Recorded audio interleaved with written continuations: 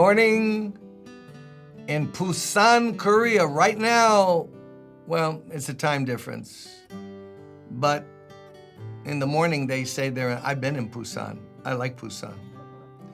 Any place there's kalbi beef and some Christians to share it with, I'm down for that. 안녕하세요. 안녕하세요.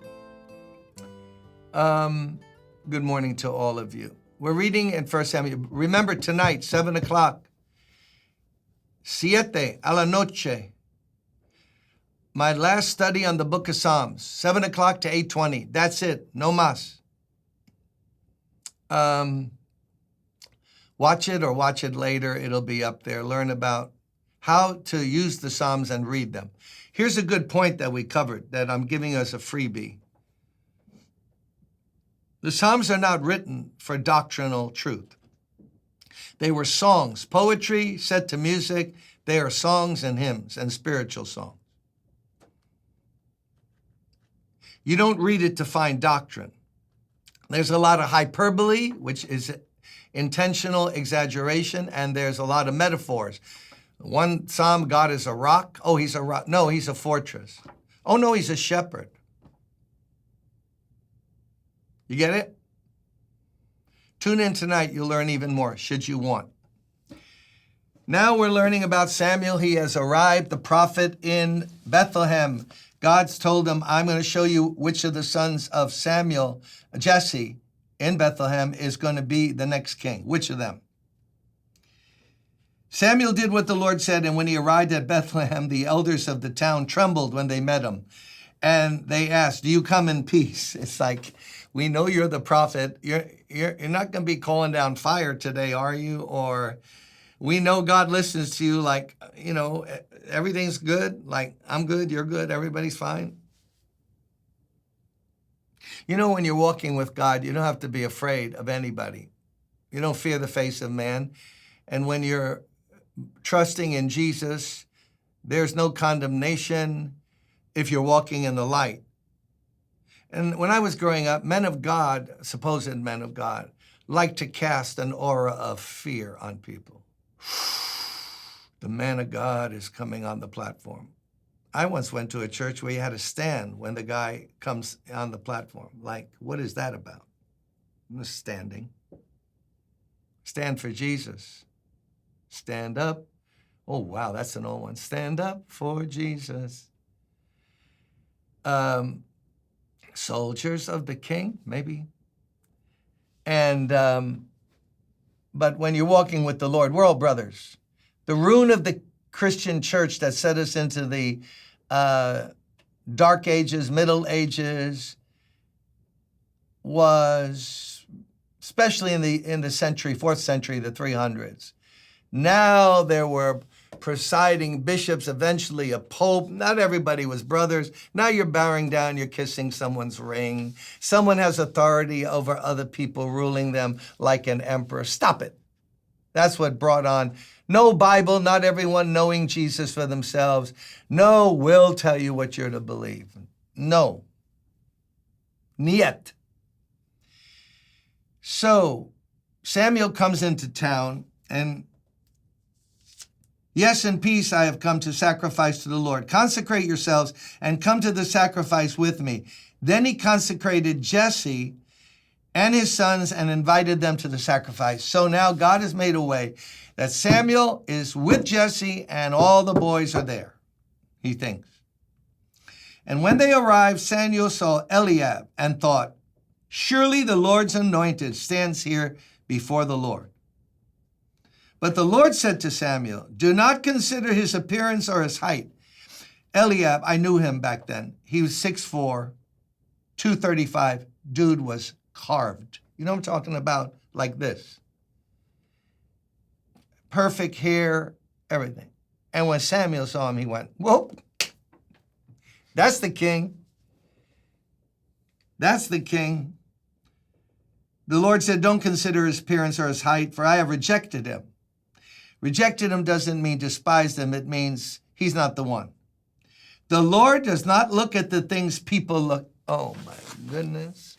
We should spend 2 months on that verse? The Lord does not look at the things people look at. People look at the outward appearance, but the Lord looks at the heart. Oh my goodness, really? So notice, once again, we're encouraged that we need a lot of prayer, don't we, and discernment, because even Samuel, the prophet, got hoodwinked. What did he get hoodwinked? Why was he mistaken? Because he looked at the outward man. And our culture, the pastor has to be this and all that and GQ and all that. Because the culture is invaded, but that's not how God looks at people. When a basketball coach, guys are trying out at the beginning of the year. If a guy runs out, trying out for, let's say, when I was at the Naval Academy for 1 year, and Coach Mahoney, all the midshipmen who were plebes could try out for the plebe team. Some of us had been recruited, so he knew about us. So if a guy runs out and he's 5'2", and he weighs 271 pounds at 5'2", you look at him and you go, I don't think so. I don't think he'll be balling here with us. He's not our man. Because we look at the outward appearance. And we make judgments, snap judgments. He's not educated enough. The way people are ordained today in the ministry, it's by, how much do you know? How many PhDs do you have? Oh, double PhD. Hey, search committee, that's the man. He's educated. I'm thinking of certain countries now that have gone down and their churches are going down. One of the reasons in one of the countries, which I happen to love a lot, is they've made everything cerebral. You can't be a pastor unless you've studied for 83 and a half years in school. Now you're so learned. Oh, learned means he'll be a blessing. Not necessarily. Learning is great. Bible learning. So even Samuel was mistaken. And God says, I don't look at people the way people look at people. Would you please repeat that? I'm paraphrasing the verse. God doesn't look at people the way people look at people. Because they look at the outward, but God looks at the heart. And you can't tell someone's heart unless God gives you discernment, or you get to know them and you learn they have a good heart. Where's that mistake made a lot? Not just in the ministry. How about getting married? Oh, yeah.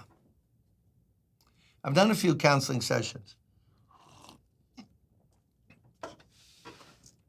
How well, guy comes to me, I want to marry that girl. How long have you known her? 11 days. Well, let's talk. How well do you know her?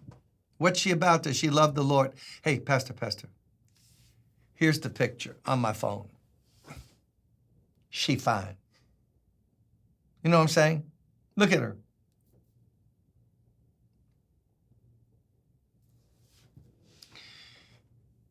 Well, I know, but you might have a physical attraction, but what kind of person is she? You know why divorces happen so often, or fighting begins almost immediately?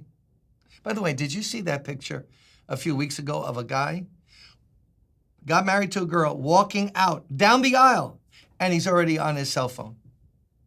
Walking with the bride, she's got her arm around him, and she's all like this, and people are like, oh, yes. And he's like, let me check. I don't know what he's doing, betting on an NBA game or something. So we tend to look at the outward. But you live with a person, you live with their heart, their personality, their kindness or lack thereof, the grace they have or the lack thereof. And everybody gets old. And even the most beautiful, she be fine girl at 91, not so fine. You get it? Our culture is all about outward. Can the guy dunk a basketball? Is he a great athlete, great actor? Is he handsome? Oh, this, that, GQ, and all of that. These shows on TV, The Bachelor and all of that. It's all based on just surface stuff. And that's what God is telling Samuel. Don't be a surface prophet. Don't go by outward or even mental. God is looking at this. You know, you could have a very high IQ and have a bad heart. And you could drop out in the 3rd grade and have a heart of gold. Which do you think God appreciates more? For God has chosen, 1 Corinthians, God has chosen the foolish things of this world, the weak things, the things that are not, the things the world laugh at, the things that the world laughs at.